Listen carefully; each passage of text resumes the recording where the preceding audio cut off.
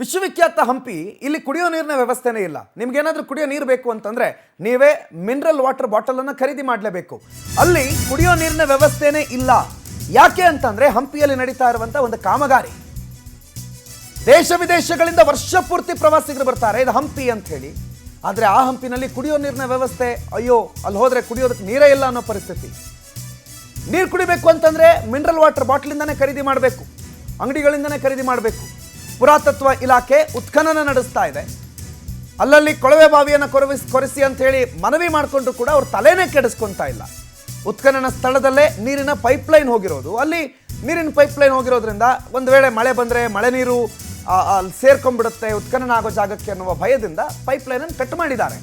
ಆಯ್ತು ನೀವು ಕಟ್ ಮಾಡಿರಿ, ಅಟ್ಲೀಸ್ಟ್ ನಮಗೇನ ಪರಿಹಾರ ಮಾಡಿಕೊಡಿ ಅಂತ ಜನ ಕೇಳ್ತಿದ್ದಾರೆ. ಉತ್ಖನನ ಆಗ್ತಾ ಇರುವಂಥ ಜಾಗ ಆಗಿರೋದ್ರಿಂದ ಇಲ್ಲಿ ಆಗಲ್ಲ ಅಂತ ಅಧಿಕಾರಿಗಳು ಹೇಳ್ತಿದ್ದಾರೆ. ಬಟ್ ಕುಡಿಯೋ ನೀರಿನ ಸಮಸ್ಯೆ ಆಗಿದೆ ಅಂತಂದರೆ ಪಾಪ ಅಲ್ಲಿ ಬಂದವರು ಬೇರೆ ದೇಶ ವಿದೇಶಗಳಿಂದ ಬಂದವರು, ವಿದೇಶದಿಂದ ಬಂದವರು ಏನೋ ಮಿನರಲ್ ವಾಟರ್ ತೊಗೊಂಡ್ಬಿಡ್ತಾರೆ, ಅವ್ರು ಬಾಟ್ಲಲ್ಲೇ ಕುಡಿತಾರೆ ಅಂತ ಇಟ್ಕೊಳ್ಳೋಣ. ಅಲ್ಲೇ ಅಕ್ಕಪಕ್ಕದವರು ಹಂಪಿ ಸುತ್ತಮುತ್ತ ಇದ್ದವರು ಏನೋ ಒಂದಿನ ರಜೆ ಸಿಕ್ಕಿದೆ, ಇಲ್ಲ ಇನ್ನೊಂದು ಸ್ವಲ್ಪ ದಿನದಲ್ಲಿ ಮಕ್ಕಳಿಗೆ ಸ್ಕೂಲ್ ಸ್ಟಾರ್ಟ್ ಆಗುತ್ತೆ, ಹೋಗಿ ಬರೋಣ ಹಂಪಿಗೆ ಹೋಗಿ ಬರೋಣ ಅಂತ ಬಂದರೆ ಮನೆಯಿಂದ ಒಂದೇ ನೀರು ತೊಗೊಂಬರ್ಬೇಕು, ಇಲ್ಲ ಅಲ್ಲಿ ಬಂದು ಅಂಗಡಿಗಳಲ್ಲಿ ಖರೀದಿ ಮಾಡಬೇಕು. ಅಂಗಡಿನೂ ಅಷ್ಟೇನು ಭಾಳ ಹತ್ತಿರ ಇಲ್ಲ ಮತ್ತು ಪ್ಲಾಸ್ಟಿಕ್ ಎಲ್ಲ ನಿಷೇಧ ಇದೆ. ಅಂಥ ಜಾಗಗಳಲ್ಲಿ ಪ್ಲಾಸ್ಟಿಕ್ಕನ್ನು ಹಾಕಬಾರ್ದು ಅಂತಲೇ ಅವ್ರು ಹೇಳ್ತಾರೆ. ಆಮೇಲೆ ನೋಡಿದ್ರೆ ಪ್ಲಾಸ್ಟಿಕ್ ಬಾಟ್ಲಲ್ಲೇ ನೀರು ತೊಗೋಬೇಕಾದಂಥ ಪರಿಸ್ಥಿತಿ ಇದೆ. ಯಾರನ್ನು ದೂಷಿಸೋಣ, ಯಾರದ್ದು ಸರಿ ಯಾರದ್ದು ತಪ್ಪನ್ನೋಣ. ಆದರೆ ಐತಿಹಾಸಿಕ ವಿಶ್ವದಾದ್ಯಂತ ಪ್ರವಾಸಿಗರನ್ನು ಸೆಳೆಯುವ ಹಂಪಿಯ ದುರವಸ್ಥೆ ಹಿಂಗಿದೆ.